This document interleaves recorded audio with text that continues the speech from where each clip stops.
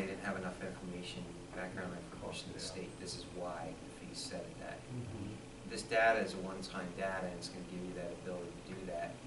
But once you get things under control, the question is, do you keep that at that fee, or do you reduce it, or hopefully people get into the program and stay with the program? That's in reference to the rental registration program that we have in place right now. That is another thing that's getting looked at. Some of the language that we talk about for the 10 days. Well, there's a lot of things that have to be looked at here that have to be changed. And there's operating procedures that are going to have to be addressed and be just pushed down through. But those are things that will be changed.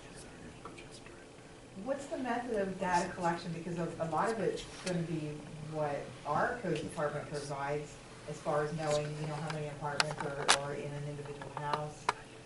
To my knowledge, we have looked into any kind of records we can find on how many apartments at each address in this borough. There are no records that exist like that. Right.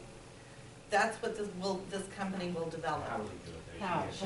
Oh, that, I don't know. That's their, if the borough decides to work with this company, they'll take it from there and they'll work with Keith. Well, now, That might be a question. do they you go wanna to the find out. courthouse? Yeah. Yeah, well, you can, Courthouse could probably. that's a question Ryan can certainly call and talk to them about, because I didn't get into that end of it. I figured if the borough really is serious, they can go ahead and nail down answers to those types of questions. I think the other really beautiful thing about this, and I know for any of the codes people that were here when they did change the rental ordinance and the landlords came in and wailed and beat their chests and hated, you know, cursed all of the codes people. If they do that around this program, the real simple answer is, we've done nothing. You're free to join the program anytime you like. It's your choice. It's not us. So that, in that regard, it's not really like you're presenting this as a way to punish bad landlords. You're incentivizing good landlords. And the bad landlords will pay a disproportionate service fee for the choices that they make. And a lot of the landlords that have talked to me about it like it because they like the idea of feeling like they're valued by the borough, by being noticed for the fact that they're keeping their properties nice and they're doing background checks and they're trying to contribute to Pottstown. A reduction in fees will make them feel valued. And the other thing I loved about this program, in some communities, they're actually given plaques that they can attach to their rental properties. So when somebody's just out walking around or driving around, they'll go, oh, look, that's for rent.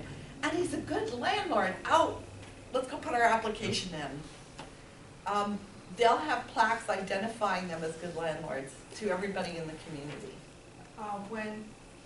Okay, you implement this and you get all the information that you need, and then down the road, how does that, now does the borough take care of that then after this whole thing is done? And you know, they keep up on the different landlords and the different changes of the homes and things like that. Do you know what I'm saying? Yeah, Right. you would have a database that could be updated and changed as the conditions change. And I think that would be helpful, because I think that's been one of the biggest challenges, just understanding what is there to start with.